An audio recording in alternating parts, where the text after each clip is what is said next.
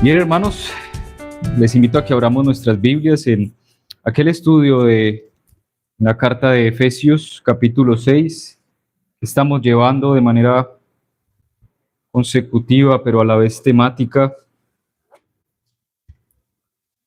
sobre este asunto práctico de la vida cristiana.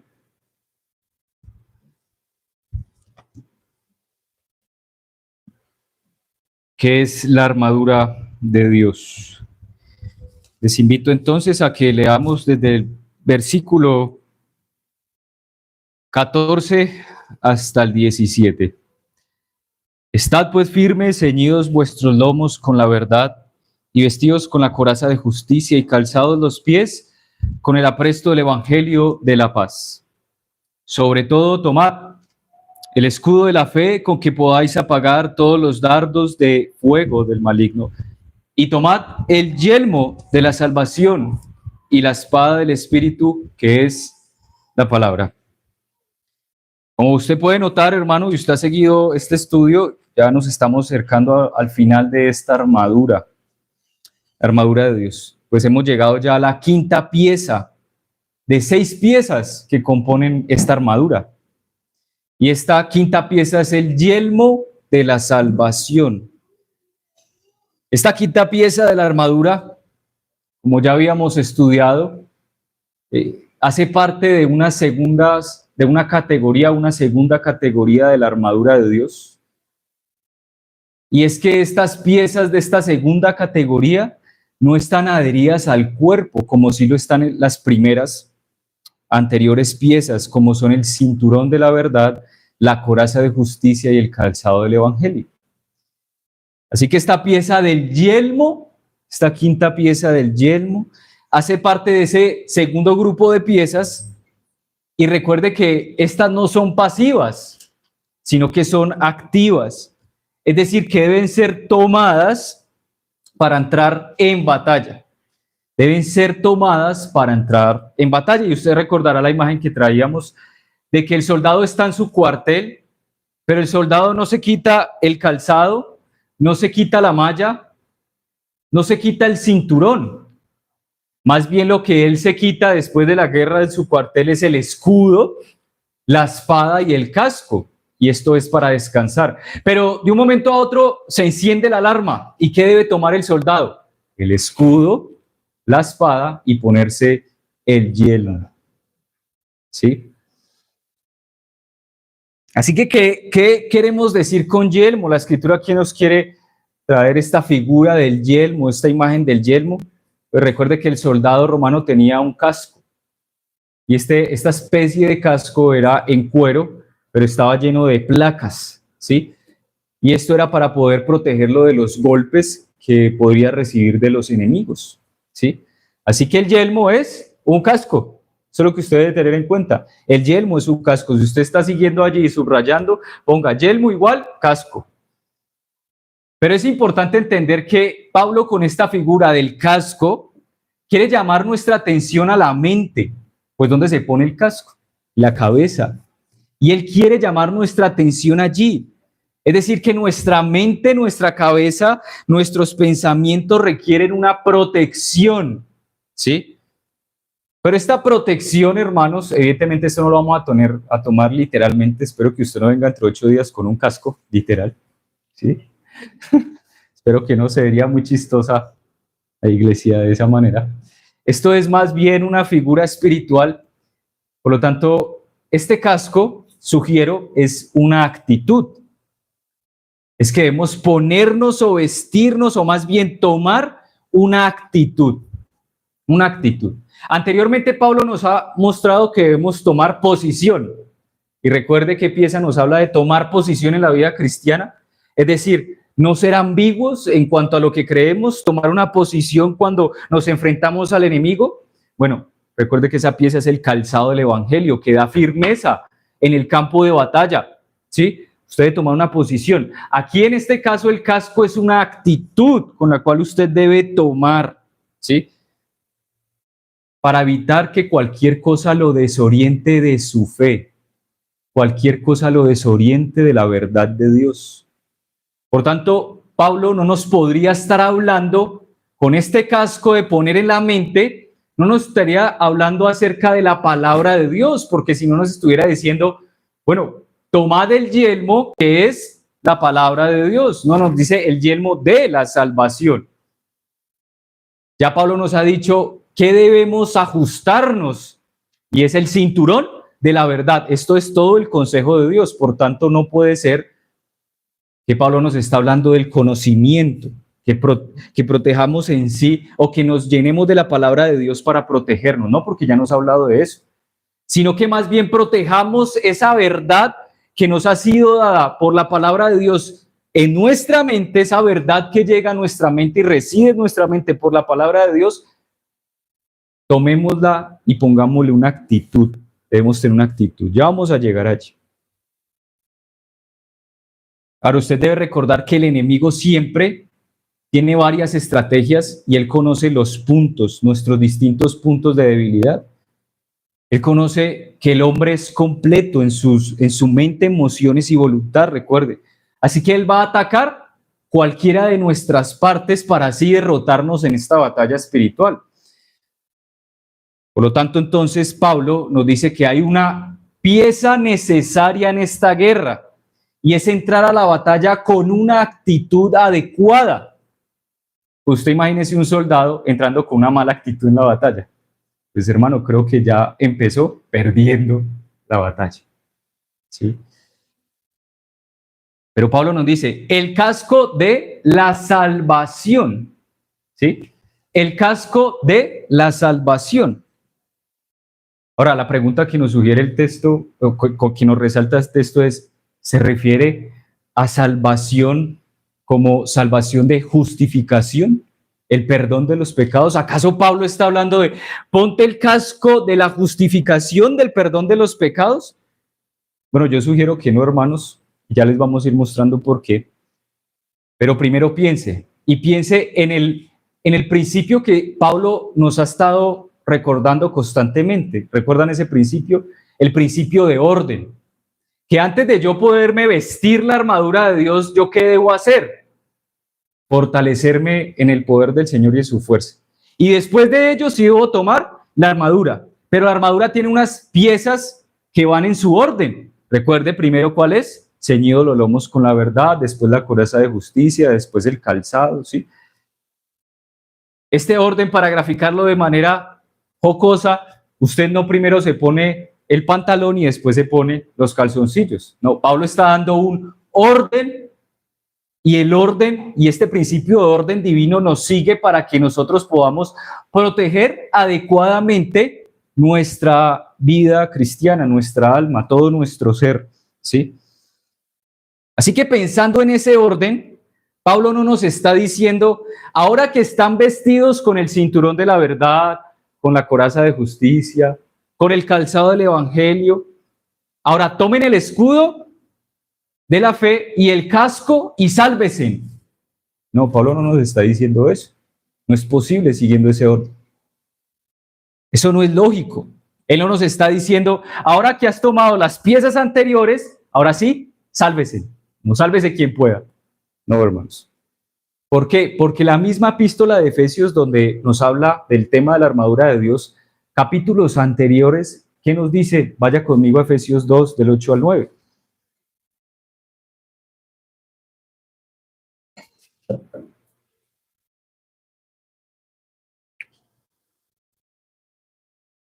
Que somos salvos por gracia, por medio de la fe.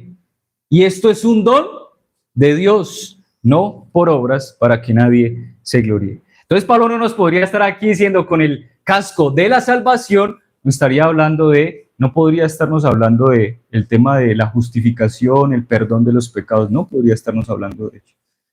Entonces la pregunta que nace, bueno, entonces ¿de qué nos está hablando Pablo con el yelmo de la salvación? Y aquí es donde usted tiene que tomar todo el consejo de Dios, es decir, toda la palabra de Dios.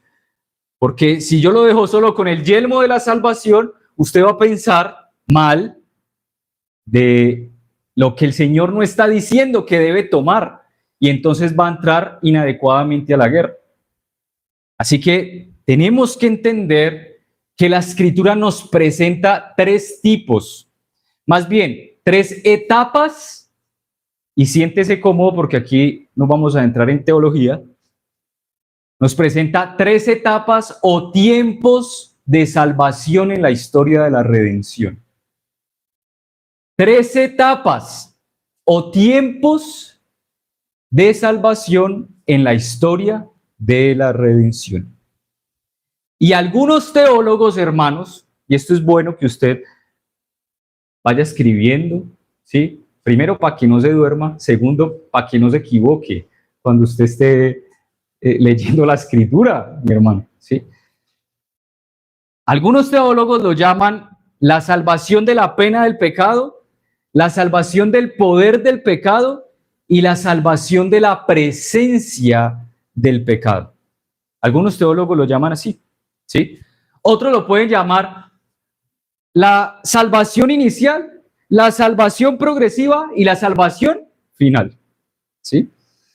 Ahora, con estos términos, finalmente yo le quiero decir que usted no puede entender con estos términos que le estoy diciendo que la Biblia nos muestra que Dios,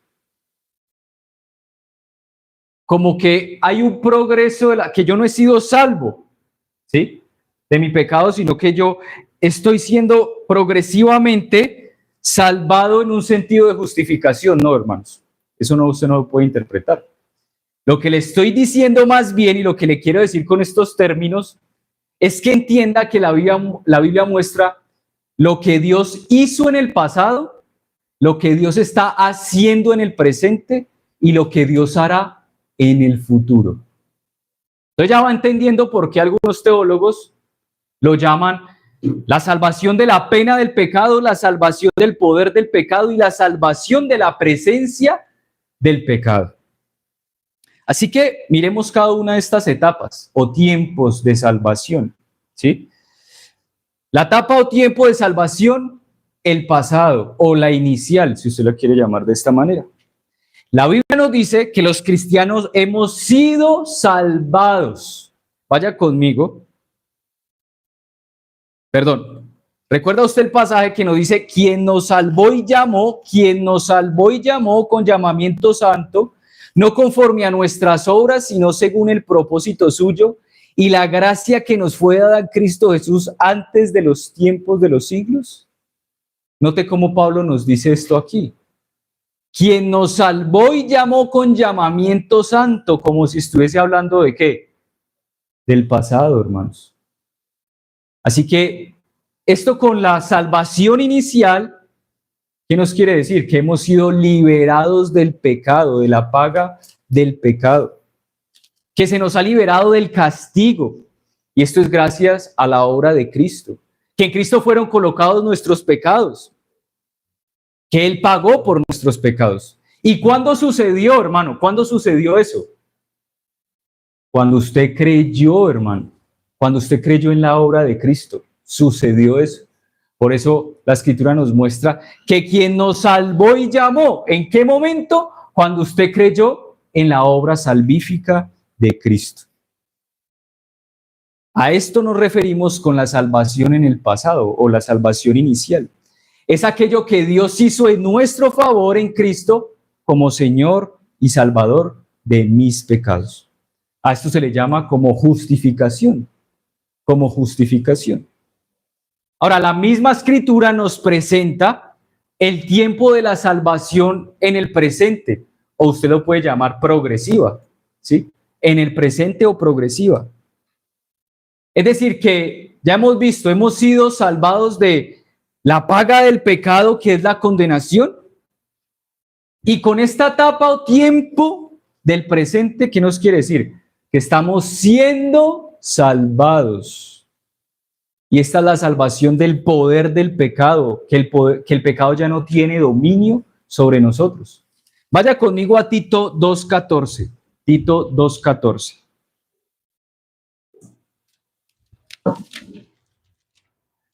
Y recuerde que aquí Pablo le está hablando a un creyente, hermano. Eso no se lo habla a un impío.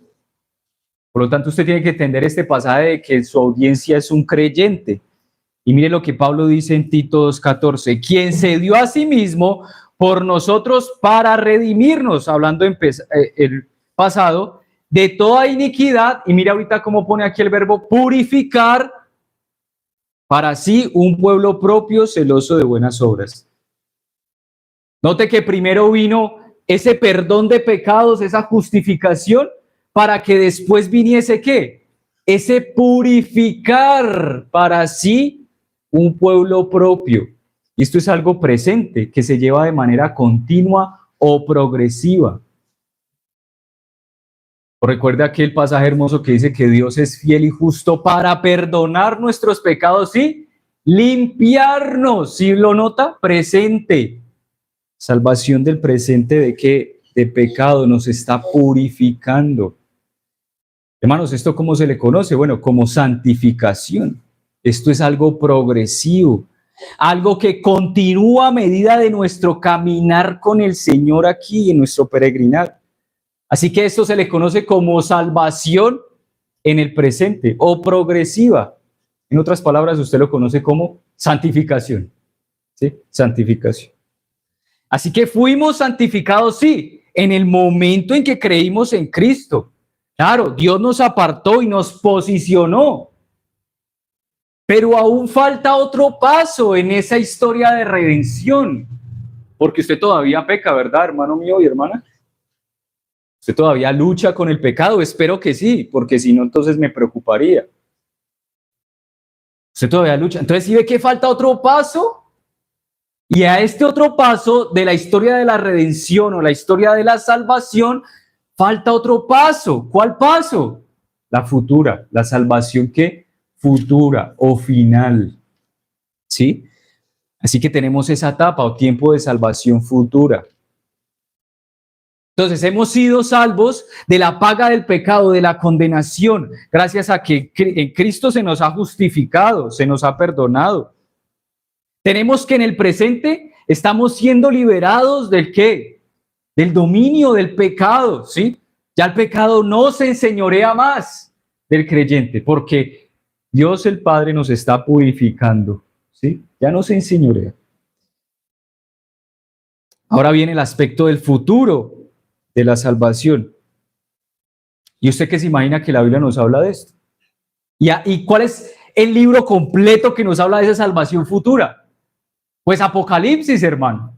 ¿Acaso cuando usted lee Apocalipsis todavía tiene en la mente esas películas dispensacionalistas ficticias y terribles y aterradoras? ¿Sí? No, hermano. Apocalipsis es un libro altamente consolador para la iglesia, porque es el final de la libertad del pecado, del mundo y de Satanás. Las tres cosas se ven allí. Esa es la salvación ¿qué? Futura. Vaya conmigo a Romanos 8:23. Y note cuál es el estado de actitud interna de usted como creyente. Mire, yo le estoy comunicando cosas por la fe. Recuerda que el que se acerca a Dios debe creer que le hay y es galardonador de los que le buscan.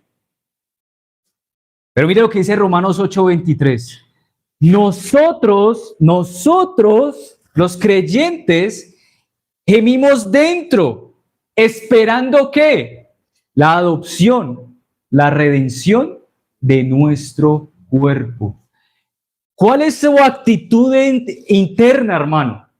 ¿No es de esperar? El creyente no está esperando cuando él se ve agobiado por su pecado, por las tentaciones, por las dudas.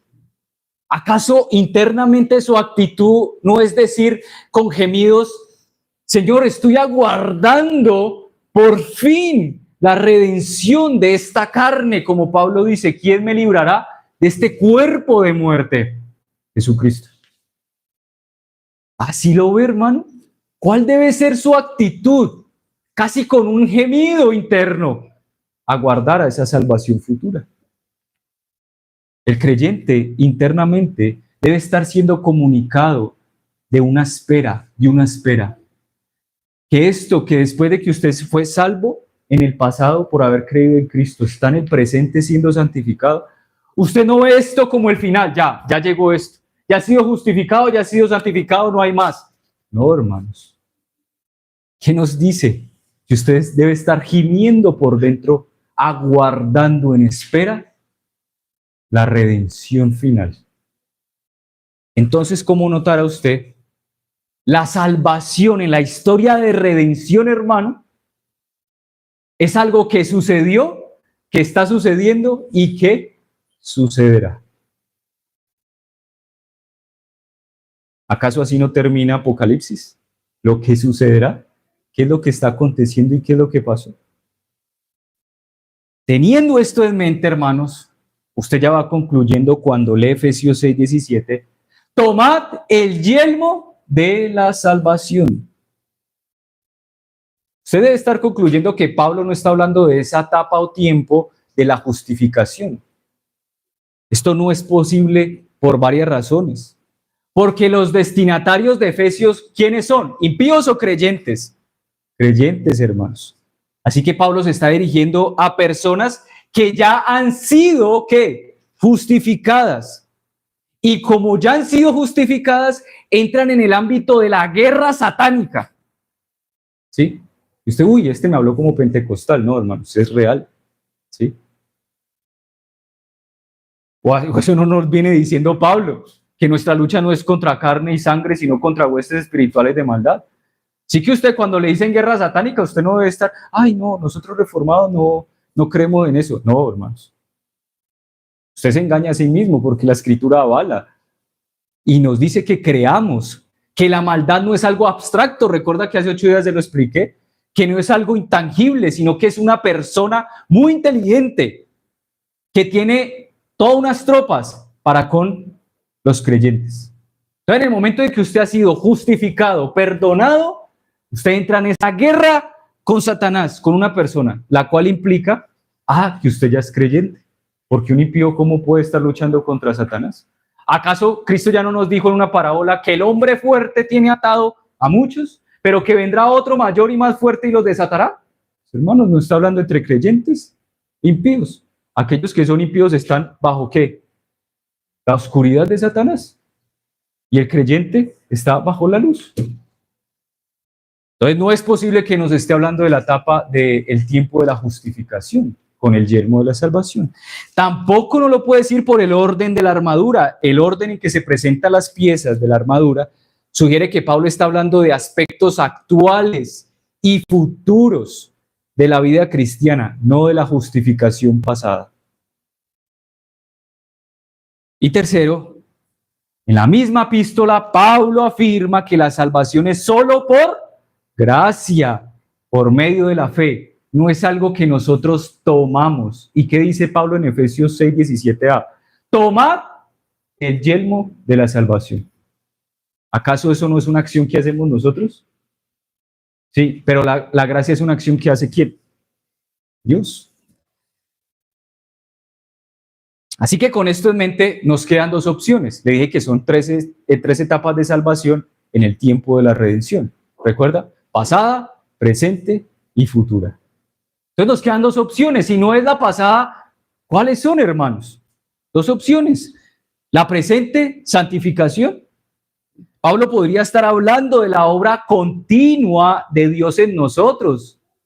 ¿O acaso no nos dice que el que comenzó la buena obra en nosotros la culminará, como que algo se está todavía realizando y que no ha llegado a su final? La terminará. El que comenzó la buena obra y algo progresivo, continuará, ¿sí? O en Primera de Tesalonicenses 4:3 nos dice, pues la voluntad de Dios es vuestra santificación. Entonces nos podría estar hablando de ¿qué? De esa salvación en el presente, de esa santificación. O nos podría estar hablando de la salvación futura, glorificación. Pablo también podría estar refiriéndose a la glorificación en el aspecto futuro de la salvación. Cuando seremos completamente libres, hermanos. Cuando ya no tendremos más que gemir por nuestro pecado. ¿Sí? ¿Usted alguna vez ha gemido por su pecado? ¿Usted ha gemido porque a usted le asaltan dudas en la doctrina?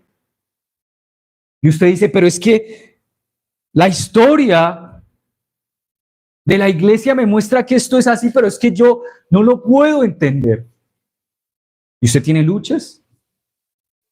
¿O usted ha experimentado las tentaciones y los dardos de Satanás? Bueno, llegará ese momento donde usted ya no va a experimentar esto.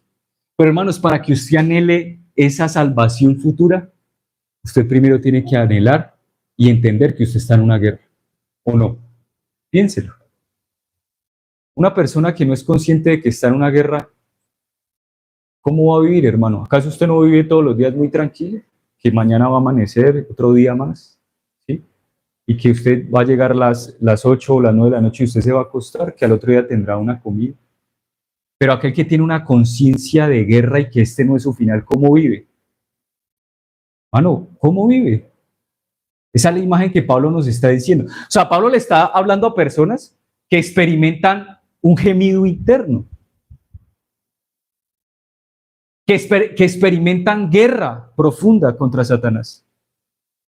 No le estaba hablando a personas que, sí, yo sé que existe una guerra satánica contra mí, pero no, hermanos, no. Todo esto y este lenguaje, hermano, es para causarnos a nosotros preocupación. Y sobre todo para, en este punto de la pieza, generar en nosotros una actitud frente a esa guerra. Porque ya a este punto, cuando Pablo nos habla del yelmo de la salvación, usted ya debe estar sumamente involucrado en la guerra, ¿o no? Usted ya se dio cuenta que la alarma sonó. Usted ya está vestido con todas las primeras piezas. La alarma sonó, usted ya se puso el escudo y usted está pronto a salir a la batalla, ¿sí ve? O sea, son piezas que lo están preparando, hermano. Así que Pablo aquí especifica, hermanos, algo interesante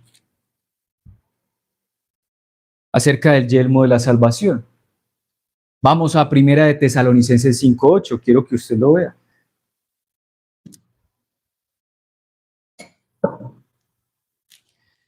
Pablo va a aclarar a qué aspecto, etapa o tiempo de la salvación se refiere él cuando dice tomad el yelmo de la salvación. Y lo tenemos que ver en otros escritos, tenemos que tomar el otro consejo de Dios. Primera de Tesalonicenses 5:8. A creyentes, recuerden. Pero nosotros que somos del día, seamos sobrios, habiéndonos vestido con la coraza de fe y de amor y con la esperanza de salvación como yelmo. Ay, entonces, ¿qué es el yelmo de la salvación, hermanos? La esperanza de la salvación futura.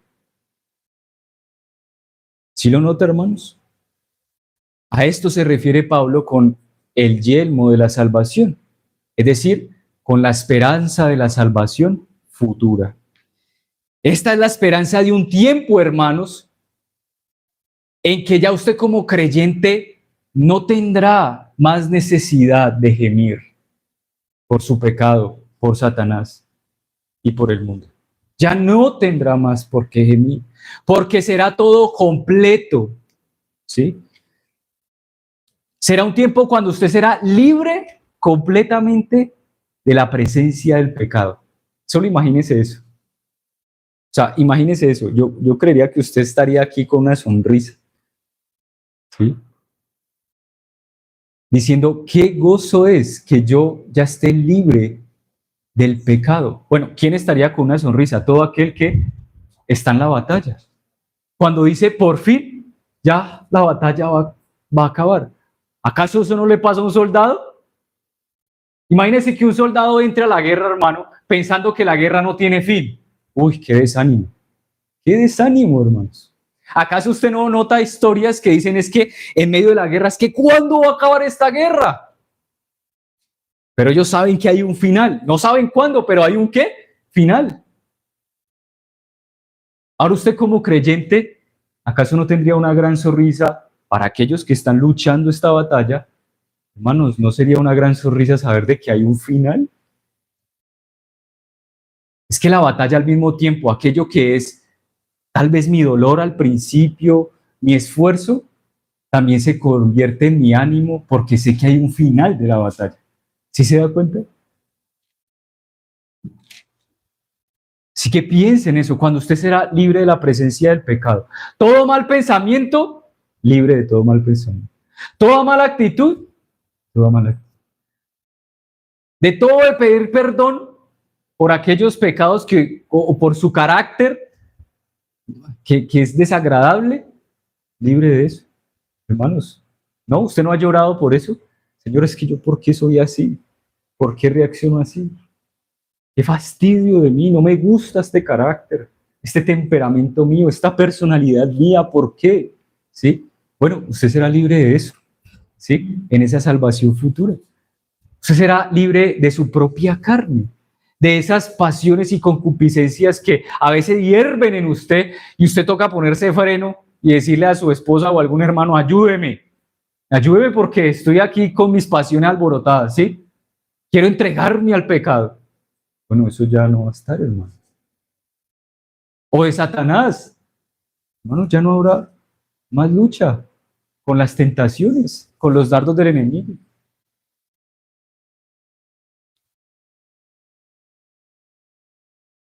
Así que con yelmo de la salvación, Pablo nos está hablando de ese tiempo, de la salvación futura, de esa esperanza.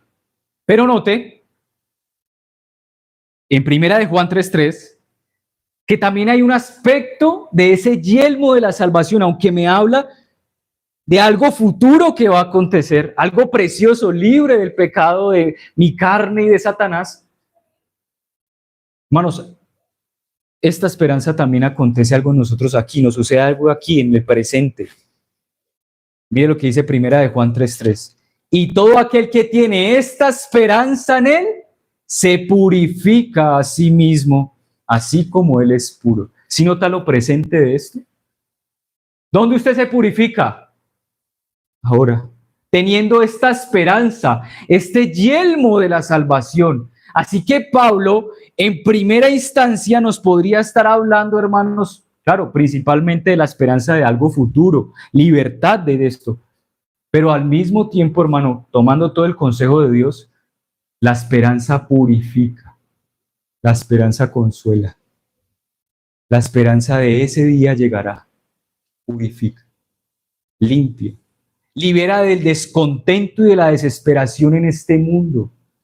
Libera del descontento y la desesperación cuando yo no veo que mis oraciones están teniendo frutos por mi hijo o mi hija pecadora.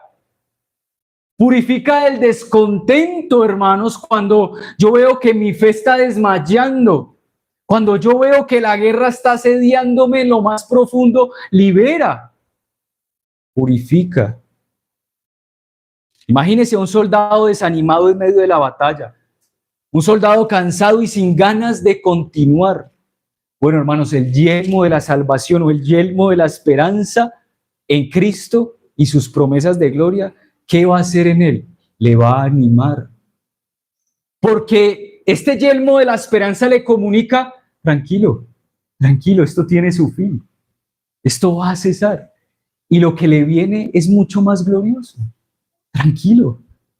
Esfuércese, manténgase firme. Por eso Pablo, el propósito de esta armadura, Pablo nos lo dice en Efesios 6, más adelante, que estad firmes para que cuando acabéis todas las cosas, ¿estad qué? Firmes. Así que esta esperanza también nos purifica, hermanos. Por lo tanto, Pablo nos está poniendo la mira a dos cosas. Primero, de que su esperanza debe estar puesta allá, en el final de la consumación de la redención de esta historia. Que cuando usted lee Apocalipsis, usted entiende de qué será libre y usted entiende con quién va a vivir. Y gracias a la presencia de esa persona allí, de la Trinidad, usted será libre de todo lo que usted hoy le hace. Pero al mismo tiempo nos está diciendo, tome el yelmo para purificarse con esta esperanza. Puesta mis ojos en Jesús. Por lo tanto, hermano, Pablo nos está instando ¿a qué? Cuando nos dice tomad, la acción de tomad, ¿a qué nos insta Pablo? a ejercitar la actitud de la esperanza bíblica en medio de la batalla espiritual. Recuerda que le dije que esto es más una actitud, es más una actitud. Porque note usted, hermanos, usted puede tener al mejor teólogo, mejor cristiano en su santificación, crece, pero ¿acaso usted no lo ve muchas veces desanimado? No tenemos así biografías como la de Charles Spurgeon, que en su cuerpo sufría de una fuerte gota, lo cual le causaba una depresión, casi que ni quería levantarse a predicar y estaba totalmente desanimado. Así que Pablo, ¿qué nos está instando, hermanos? A ejercitar, a tomar la esperanza bíblica en medio de esta batalla espiritual. Ahora, ¿de qué manera ejercitamos la esperanza cristiana? Ojo pues con esto, hermanos, porque hay muchos que dicen, la esperanza es lo último que se pierde. Vean, hermanos, cuando hablamos bíblicamente, y la vida del cristiano toda es bíblica, o sea, él no es salvo por esferas, ¿no? Ay, tú fuiste perdonado, pero en su esfera familiar. No, hermanos, es todo, ¿sí? Por lo tanto, cuando hablamos de la esperanza bíblica, con los pasajes ya leídos, como Romanos 8:23, ¿qué significa tomar el yermo y ejercitarlo? Pues significa anticipar. El cristiano tiene en su mente una anticipación de un feliz futuro, donde va a descansar de la lucha y la batalla espiritual. Eso es diferente con la gente cuando dice del mundo, la esperanza es lo último que se pierde. ¿Qué esperanza tiene el impío, hermano? ¿Qué puede anticipar el impío sino la ira justa de Dios? ¿Qué puede anticipar de esperanza el impío si ve que su esperanza ¿dónde está puesta? ¿No es acaso en el pan diario de cada día, por lo cual trabaja? Y el Señor Jesucristo le dijo a los creyentes, no seáis como los gentiles, porque yo proveo a las aves del cielo y visto a los lirios del campo. Mas ustedes busquen ¿qué? El reino de Dios y su justicia. La vida del cristiano es una anticipación total, hermano, y todo el tiempo de lo que serás. Por eso cuando el Señor nos permita estudiar aquí Apocalipsis, yo espero que usted recuerde hoy esta clase, porque hoy no le puedo decir cómo será en detalle esa anticipación. Apocalipsis no lo dice. Por eso usted debería estarse anticipando si quiere ejercitar su actitud de esperanza en el Señor, esperanza bíblica, estar leyendo ya con esos ojos de esperanza Apocalipsis. Pero ¿qué puede anticipar el impío, hermano? Pero nosotros podemos anticipar un feliz futuro gracias a la obra de Cristo, gracias a la persona de Cristo. ¿Acaso no será un mundo nuevo, un cielo nuevo y una tierra nueva, hermanos? ¿El impío qué cree? ¿Que todo esto será? O yo morí y me fui al sueño de un gigante. ¿Sí? El hinduismo, el budismo, creen este tipo de cosas. Yo morí y ya acabó todo. No, hermanos. La Biblia ¿qué dice? Que tanto el impío como el creyente vivirán eternamente. Uno en el cielo nuevo y tierra nueva, con todas sus descripciones, pero sobre todo lo que estamos abordando, con toda la libertad del pecado, del mundo y de Satanás. ¿Y el impío cómo va a vivir, hermano? Sino con un dolor indescriptible que la palabra de Dios tiene que poner como un crujir de dientes o como un fuego que no se apaga. Y con todas sus pasiones, con todo su odio. ¿Y por qué dice crujir de dientes? Porque odia a Dios. ¿Sí lo ve, hermano? Así que la esperanza bíblica es que, hermanos, estar anticipando todo el tiempo la venida de ese cielo nuevo y tierra nueva por la persona de nuestro Señor. Esa es la esperanza bíblica. ¿Sí? Ahora, quiero ahondar un poco más en este asunto, hermanos, de anticipar nuestro feliz futuro, para así de usted tener de manera clara cómo ejercitamos la esperanza bíblica. Por eso, para esto debemos aplicarnos el yelmo de la salvación o el yelmo de la esperanza que hemos aprendido. Y quiero que tengan en cuenta lo que hemos aprendido. Que el yelmo es un casco que protege la cabeza contra los golpes del enemigo. Es decir, protege la mente y los pensamientos del desánimo, de que ¿cuándo esto va a acabar? Bueno, ¿por qué me tengo que poner el casco para no pensar de esta manera? Esta protección entonces va a implicar una actitud que nos proteja de la desorientación de la fe. Recuerda que Pablo, hablando en Timoteo, dice que algunos de estos naufragaron en la fe. Seguramente muchos de estos fueron desanimados por causa de ¿qué? De escuchar doctrinas de sectas. O primera de Pedro o segunda de Pedro, usted nota que habían burladores para esta iglesia a la cual Pedro les escribe y les decían, ¿hasta cuándo? Dice el Señor que vendrá y no ha venido, ¿recuerdan? Y se está tardando su venida. Entonces Pedro les escribe para que no se desanimen, tengan esperanza, que Dios cumplirá ¿qué? Sus promesas. El creyente puede ser tentado en esto por Satanás y decirle, tu cristianismo es falso, las promesas que Cristo te ha hecho por la palabra son falsas. ¿Cuándo se va a cumplir esto? ¿Cuándo vendrá Cristo? ¿Cuándo vendrá el mundo, el cielo nuevo y tierra nueva? Y usted no lo ve. Usted puede ser desanimado, por eso debe ponerse o tomarse ¿qué? El casco de la esperanza. Así que vamos a aplicarnos esto, hermanos. El yelmo de la salvación es la esperanza.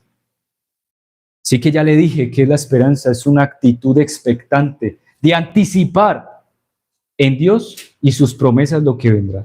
Es la seguridad de lo que Dios ha hecho, está haciendo y hará. ¿Sí lo nota? ¿Cuál es la esperanza que tiene el creyente? Es lo que en Cristo ya se hizo. ¿Y qué se hizo en Cristo?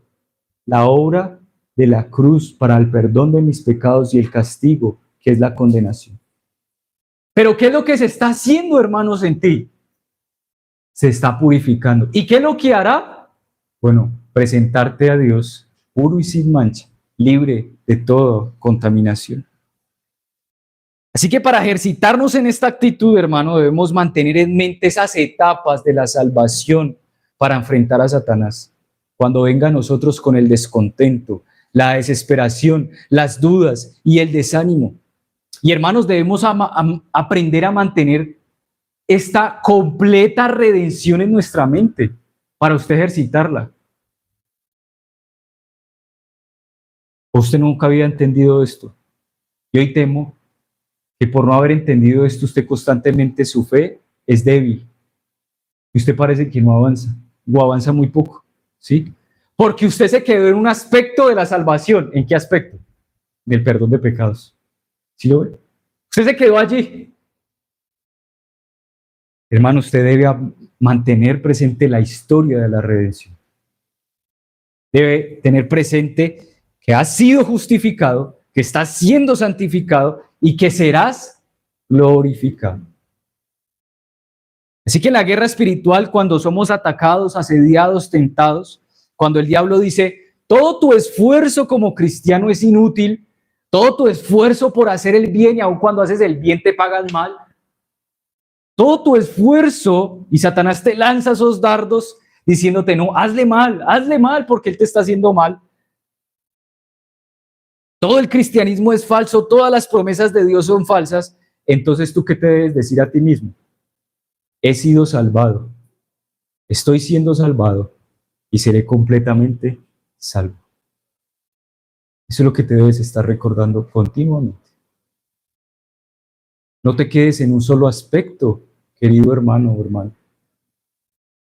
Porque en cualquiera de esos tres, donde usted se acentúe y no tenga presente los otros, Satanás va a tomar eso como una debilidad y a usted lo va a hacer ¿qué? Caer. Cuando usted vea es que no veo progreso en mi santificación, y lo va a llevar Satanás a pensar que usted no ha sido ¿qué? Justificado. Pero usted se debe recordar a sí mismo que usted ya ha sido justificado. Por ende, lo natural es que usted vaya a ser ¿qué? Santificado. Todos en la medida justa que el Señor quiera proporcionarnos y en nuestro esfuerzo de lo que el Señor nos permita hacer para irnos santificando poco a poco. Pero mi completa redención, mi completa santificación será ¿qué? En el futuro. Así que esta verdad, hermano, de tener completa la historia de la redención o salvación, le va a ayudar a mantener una actitud expectante en Dios, una actitud de esperanza para resistir las mentiras del enemigo. ¿Acaso esto no es esperanzador, hermano? que cuando aún usted ha caído en pecado, usted pueda decir, estoy siendo santificado y seré salvo. Este no es el final. Este no es el final. En esta caída no es mi final, porque el Señor me levanta y me levantará y estaré de pie por toda la eternidad. ¿Acaso eso no es esperanzador, hermanos?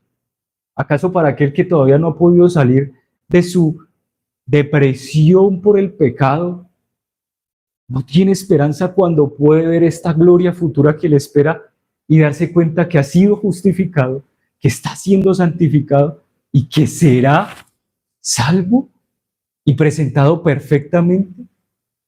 Hermanos, qué esperanza. Por eso temo a veces que aquellos hermanos que son hermanos insisten en un solo punto del plan de la redención, creando en la mente y en la conciencia una carga de las ovejas, hermanos. Donde usted ven hermanos que parece que nunca han sido justificados, se echan a la pena por haber pecado. Pero hermano, pero yo he visto las obras que el Señor ha preparado en ti, las he visto, pero y se sigue remordiendo y remordiendo en ese pecado. Y dice, pero en Cristo, en su justicia, la culpa ya ha sido quitada, hombre. Adelante. No puedes seguirla. Estás perdiendo la batalla si no confiesas tu pecado. No estás dejando que el perdón de Dios, que ya ha sido efectuado en Cristo, te limpie por la palabra. Pero se remuerden, hermanos, en sus entrañas. No pueden ver de que hay algo más que le viene por delante, por lo cual, puesto los ojos en Cristo, sigo a la meta, no me quedo allí, hermano.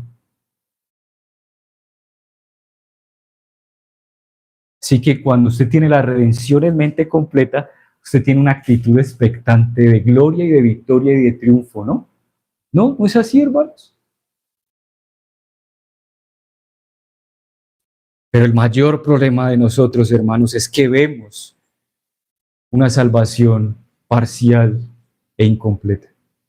Cuando Cristo se dio por estas tres, para nosotros vivir la vida eterna desde ahora, ¿o no? Pablo no lo dice así, hermanos. Que nuestra vida está escondida en Cristo, ¿no estaremos entonces manifestando su vida desde ahora? ¿Acaso no estamos muertos en Cristo y vivos con Él? Pero ese parcelamiento y esa cosa incompleta de la salvación, hermano, es monstruosa, nos genera a nosotros un gran desánimo. Hermano, y si usted se queda allí y no se da cuenta que la Biblia nos muestra unas etapas en esta historia de redención, aun cuando nos encontramos en este mundo y que seremos salvos de este y que Dios está obrando en nosotros y nos está santificando, porque si cuando tú creíste en Cristo, ya todo pecado hubiese sido quitado de ti, no hubiese recibido de pecado, ¿para qué hablarnos la escritura de santificación? ¿Verdad? Si tú no tienes presente esto, pierdes totalmente de vista la esperanza bíblica y caemos en manos de Satanás, lo cual te hunde cada vez más como cristiano.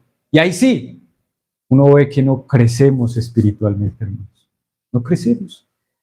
En la misma epístola de Efesios, Pablo dice, Efesios 5 del 25 al 23, vaya conmigo.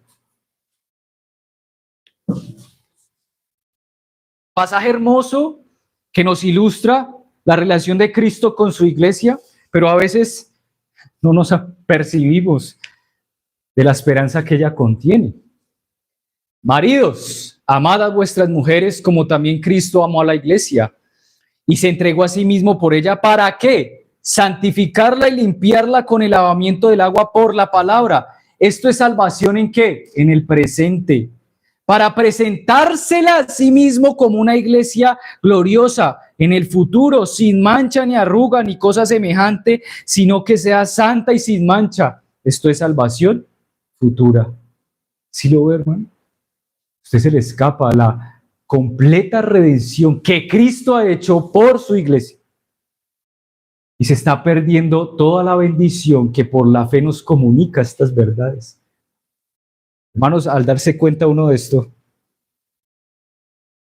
y el ver a cristianos que no salen de su culpa, de su remordimiento, hermanos, niegan la plenitud que en Cristo le ha sido otorgada.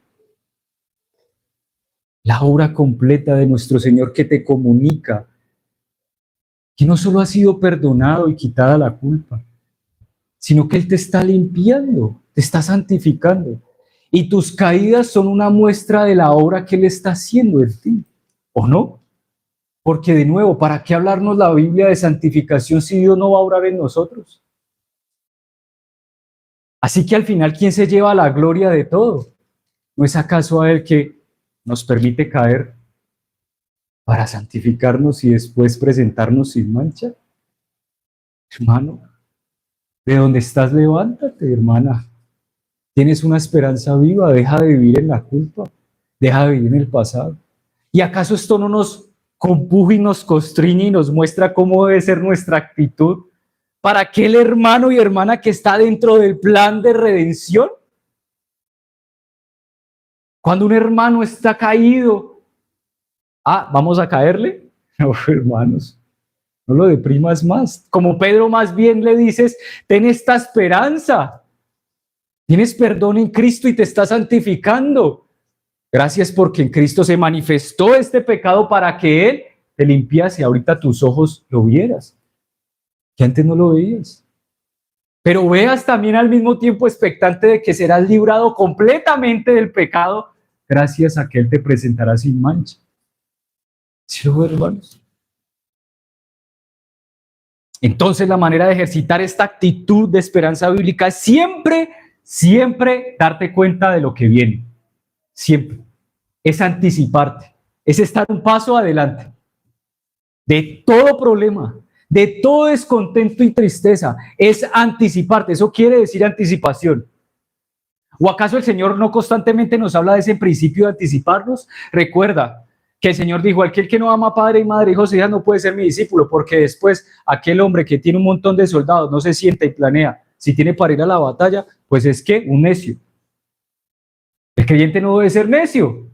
¿Qué debe hacer? Anticiparse siempre a lo que viene. ¿Y qué es lo que viene? La gloria futura. Para que tú no caigas en desesperanza cuando has pecado o cuando Satanás te está tentando y no te deja. No sé si a usted le ha acontecido, hermanos, pero yo he durado con luchas de tentación mentales una semana, hermanos. Tanto que comienza a minar mi fe y me comienzo a echar a la pereza y decir, pero es que Dios parece no estar obrando en mí. Estoy pidiendo que me quite estos pensamientos, pero me levanto pensando en ello, me acuesto pensando en él. Y usted dice, ¿qué son estos pensamientos obsesivos, no? Que vienen a mí y me asaltan. Bueno, hermanos, no dejes que eso te gane. Eso ya no estará más, porque tu única obsesión será Cristo y su pureza. No dejes que eso te desanime, hermano. Ve delante del Señor, aguarda, espera, porque aún en eso te estará también purificando, ¿no? En segundo lugar, hermano, vaya conmigo a Romanos 8:30. Porque lo segundo que quiero que te apliques, lo primero que te digo es anticípate siempre de la gloria futura. Enfermedad tienes aquí en la tierra, anticípate. Tienes tentaciones, anticípate. Tienes descontento, anticípate. Pero ahora quiero que tengas una seguridad. Romanos 8:30. Y a los que predestinó, a estos también llamó. Y a los que llamó, a estos también justificó. Y a los que justificó, a estos también, ¿qué? Mire que todos estos están en pasado. Es una obra ya hecha. Es una promesa, hermano, de que eso se hará sí o sí. ¿Qué se hará sí o sí? Que aquellos que justificó, a esos que glorificó. Hermano, esa es tu seguridad. Tú serás glorificado. Esa gloria con toda y a plenitud. Con todo lo que le esté viniendo a la mente según la Escritura, ¿no? No estará pensando que va a tener alas, espero que no. Pero con todo lo que Radica eso de nuevo, no podríamos ver esto y sería delicioso sentarnos a ver a detalle esa gloria, sí, futura. Pero quiero dejarle ahí picado para que usted vaya y busque qué será esa gloria, cómo será esa gloria. ¿Sí? Así que usted tiene esa realidad en sus manos desde aquí. Ya usted ha sido glorificado en la mente eterna del Padre, gracias a que usted se le ha dado la fe en el Hijo de Dios. ¿Sí? Pero quiero darle una promesa de protección aquí para que su esperanza sea ejercitada. Vaya conmigo a Juan 10, del 28 al 29. Porque tomar el yelmo, hermanos, no es solo es anticipar, no es solo es asegurar esa esperanza, sino también darse cuenta de que al haber sido usted llamado y justificado, el Padre nunca lo dejará ir. Nunca, hermano. Yo les doy vida eterna y no perecerán jamás, ni nadie las arrebatará de mi mano. Mi Padre que me las dio es mayor que todos, y ningún hombre es capaz de arrebatarlo de la mano de mi Padre. ¿Tiene esperanza, hermano? ¿Ve esperanza allí? ¿Tiene la protección de una esperanza asegurada? La tiene. El Padre nunca lo dejará ir, aún en las mayores profundidades. Aún cuando usted físicamente ya no recuerde quién es su Salvador. Aún cuando usted se le olvide el devocional que hizo hoy y no pueda recordarlo. Aun cuando usted se esforzó por adorar a Dios y no alcanzó la medida en Cristo, usted está asegurado. Usted llena toda la medida en Cristo. Usted está completo en él. Hermanos, este es el casco de la salvación, el casco de la esperanza. Ningún hombre podrá jamás arrebatarlo de la mano. Esto es para aquellos que temen al futuro, para aquellos que temen vivir la vida cristiana aquí, hermanos. Ningún hombre podrá arrebatarlo de la mano del Padre. Aquellos que temen vivir, no sé si usted ha visto a cristianos así, temerosos, hermanos, de vivir su vida en Cristo. Bueno, el Padre les dice, nadie los podrá arrebatar de mi mano. Él nos mantendrá. Aun cuando nos quiten la vida por causa de Cristo, mi vida no se va a perder. Esta vida física, sí, finalmente, esta muere, ¿sí? Pero resucitaremos en una gloria. Esto es por fe, hermanos.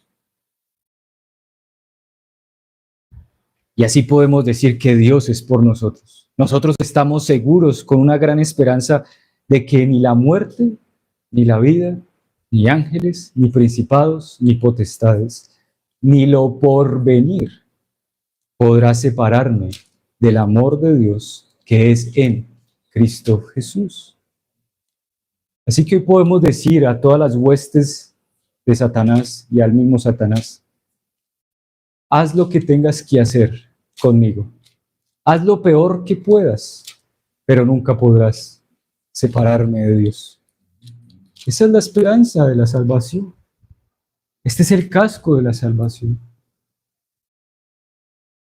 Y quiero mostrarle el ejemplo de nuestro Señor, de cómo Él se vistió con el casco de la salvación.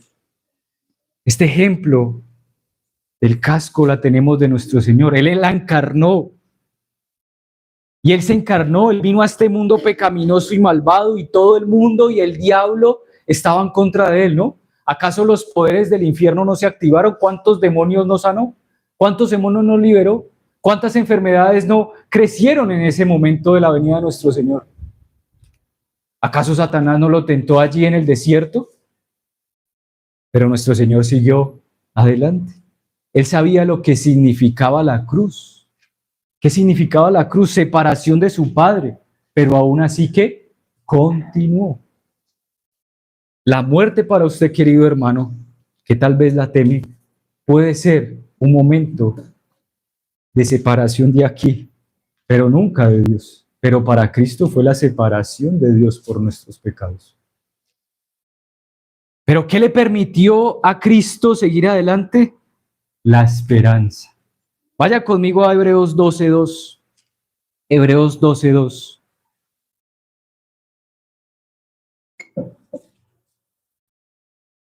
Nos dice Hebreos 12:2 que Cristo, teniendo el gozo puesto delante de él, sufrió la cruz, menospreciando la vergüenza. Hermanos, allí está el secreto. Nuestro Señor mantuvo, anticipando y puesto sus ojos en el gozo, en lo que le vendría, en lo que le vendría. ¿Y qué le vendría? ¿Cuál era su gozo? Nos dice la Escritura que él iba a recibir la exaltación como rey. El fruto de su obra en la cruz, nos dice Hebreos, que serán los redimidos, nosotros los pecadores. Que por eso él se gozó y por eso mantenía en mente lo que le vendría. Nosotros pecadores siendo el fruto de su salvación y su obra. Pero también que tenía en mente el gozo, la esperanza, ¿qué? La herencia de todas las cosas. Colosenses nos dice eso. El dominio y victoria sobre todos sus enemigos y los enemigos de su pueblo. ¿Acaso nos dice la Escritura que todo nombre y hombre se doblará ante él? ¿Sí ve, hermanos? Él tenía puesto en sus ojos la esperanza de lo que le iba a venir. Él creyó. Hermano, ¿así es su fe? ¿Acaso usted no tiene la fe del Hijo de Dios? Pues eso nos dice la Escritura, que aquel que todo ha creído en Cristo, tiene la fe del Hijo de Dios. Así que Cristo mantuvo su mirada en lo que esperaba.